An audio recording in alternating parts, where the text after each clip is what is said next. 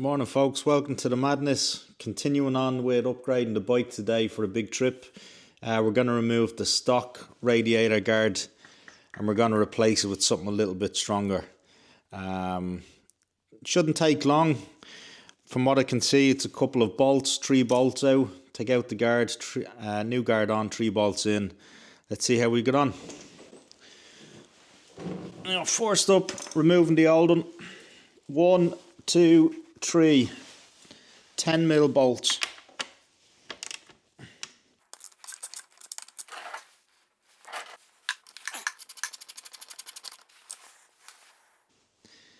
And the last bolt is just up the top here in the centre.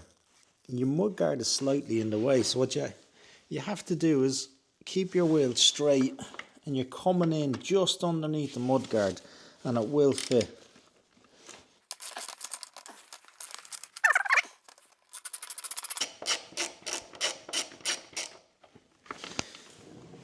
And that's the third one.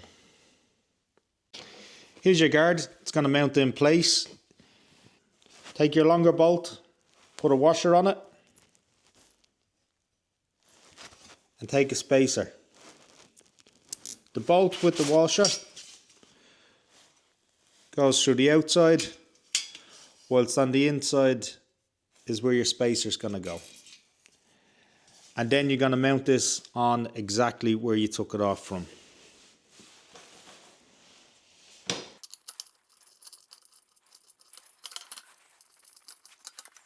Now for the top one, you take your shorter bolt, you put your washer on it, and that'll go up into the top hole. So the shorter one goes into the top hole. Don't need to tighten at this stage, just tighten enough to hold everything in place for now. Just to show you that in the last hole, washer onto your bolt. Bolt is going through on the outside, spacer on the inside. And into the same mounting points.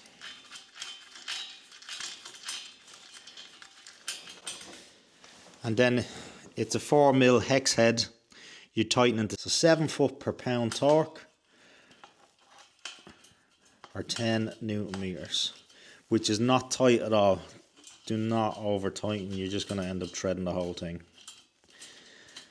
I'm so guilty of over tightening, please don't do it. It's literally hand tie. You haven't got a torque wrench, just go slightly less than hand tie. And there you have it. Not bad. Lots of air able to flow through and a lot tougher than the old one.